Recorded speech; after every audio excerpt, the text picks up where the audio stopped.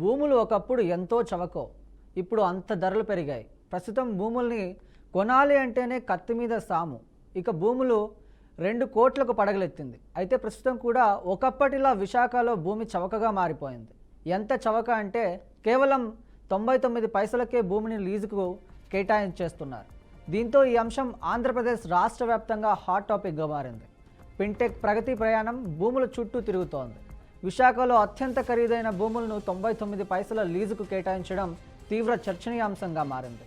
IT అభివృద్ధి ecosystem కోసం ప్రభుత్వం సంకల్పంగా ఈ నిర్ణయం ఉదాహరణ అని అధికార పార్టీ సమర్థించుకుంటే, భూముల పందార వెనుక రహస్య అజెండా ఉందని ప్రతిపక్షం మాత్రం అనుమానాలు వ్యక్తం చేస్తోంది.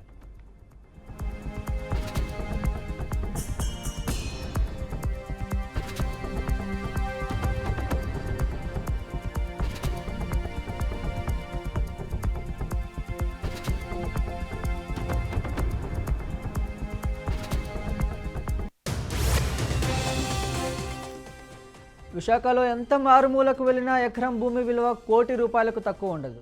లక్షల్లో దొరికితే లక్కీ ఛాన్స్. అటువంటిది 99 పైసలకే లభిస్తే బంపర్ ఆఫర్ కింద లెక్క. సరిగ్గా ఏపీ సర్కార్ ఇటువంటి సంచలన నిర్ణయం తీసుకొని ఐటీ పరిశ్రమలకు రెడ్ కార్పెట్ పరిచి మరీ వెల్కమ్ పలుకుతోంది.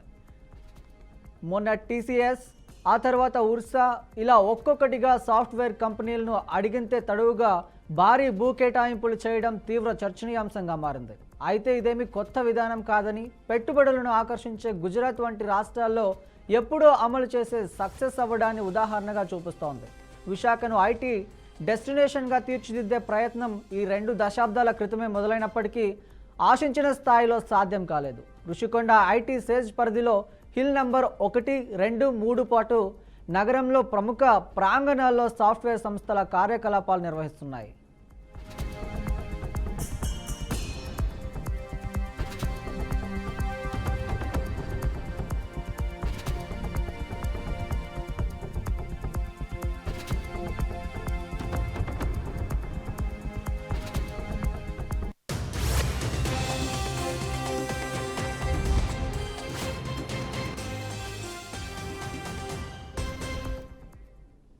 ప్రస్తుతం ఏపీ నుంచి 4,000 కోట్ల రూపాయల ఐటీ ఎక్స్పోర్ట్స్ జరుగుతుండగా దాన్ని 40,000 కోట్లకు పెంచాలని ప్రభుత్వ లక్ష్యం.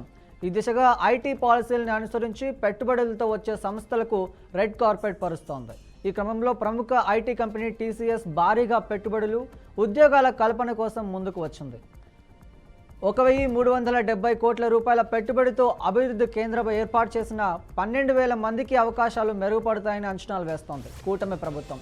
ఇందుకోసం 99 పైసల లీజు చొప్పున ఐటీ హిల్ 3 మీద 21.16 ఎకరాలను కేటాయించింది. సేజ్ పరిధిలో ఉన్న మిలినిటియర్ టవర్స్ను డీనోటిఫై చేసింది. ఇక్కడ టీసీఎస్ తాత్కాలిక కార్యకలాపాలకు ప్రారంభించనుంది. అలాగే ఉర్సా కంపెనీ కోసం సుమారు 60 ఎకరాల కేటాయించేందుకు ఆమోదం లభించడం విమర్శలకు కారణమైంది.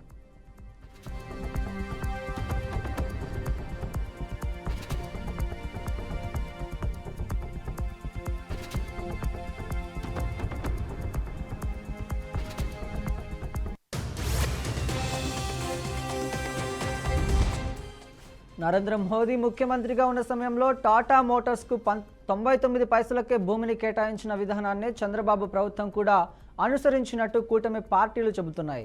మోదీ తీసుకున్న నిర్ణయం గుజరాత్ ఆటోమొబైల్ పరిశ్రమ అభివృద్ధికి దోహదపడింది. ఇప్పుడు ఏపీ సర్కార్ చర్చ విశాఖపట్నాన్ని ఒక ప్రధాన ఐటీ కేంద్రంగా అభివృద్ధి చేయాలనే ప్రభుత్వ సంకల్పం నెరవేరాలంటే ఆంధ్రప్రదేశ్ ఐటీ పెట్టుబడులు ఆకర్షించడంలో తీవ్రంగా ఉందని, పరిశ్రమకు సంకేతం ఇవ్వడానికి ఇది సహాయ సోపతంగా నిర్ణయం అని చెబుతోంది. 99 పైసలకే భూ కేటాయింపులో రాజకీయ ఆలోచనలు ఎలా ఉన్నా ఐటీ అభివృద్ధిపై ప్రణాళిక కీలకం అనేదే ఇండస్ట్రీ వర్గాల ఆలోచన.